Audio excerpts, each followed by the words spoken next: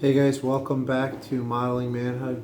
I don't know about you, but sometimes in the woods, your mind can start playing tricks on you. You hear a sound, it's like, especially when there's dry leaves, and you like look in and you're like trying to figure out where it is and where it's coming from, and then you're like waiting and you hear, and then you see one of these fellas, a little old bushy tail. And you're like, oh man, I was hoping for a deer or something bigger. And you know what? It can be really discouraging. But with enough training, we can tell with our ear what's walking in the woods. And that's one of the dead giveaways to animals when we're in the woods. If you watch the birds as they scatter and fly, that's usually the presence of some type of predator coming in. And we can learn to watch these different signs in the woods and become a better woodsman. And just throw in some biblical sense to this. I wanted to share with you guys a story of a hunter in the Bible, a hunter named Esau.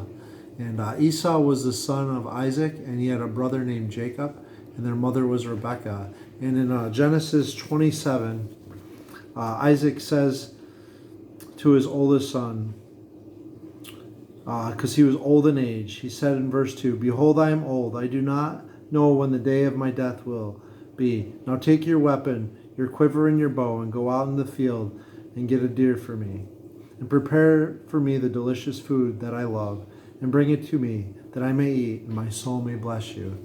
And Esau's mother, Rebekah, heard this, and she told Jacob, the younger son, to go and prepare a meal and put on his brother's was hairy, so he put on goat skin over his arms, and he went in to see his father Isaac. And Isaac said to him, when he was given the food, he goes, "You sound like my other son." And he's like, "No, father, feel me." And he came close and he felt his arm, which had the goat hair over it.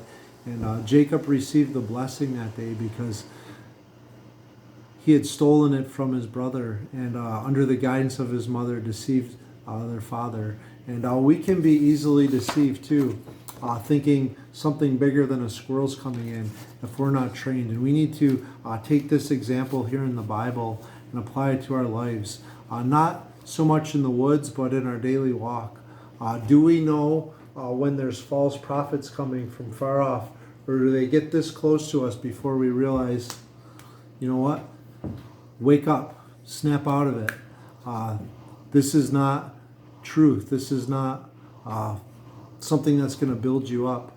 And we need to run away when we see false prophets, or pat out or stomp out those fires if they're getting too close. We need to stand up for truth in our families. Don't give the devil a foothold. You guys have all heard that saying. And the same is true for false prophets. And while you guys are in your deer stand or just going through life today, make sure you know what you're seeing. Is it the real deal, or is it something that's false? Don't be deceived by the enemy. And that's my challenge for you guys today. Listen with your ears, and with both of your eyes, make sure you know what you're seeing. So thank you for joining us here at Modeling Manhood. And God bless, and good luck finding the truth. And thank you for joining us. As always, remember to mirror your maker and journey with Jesus.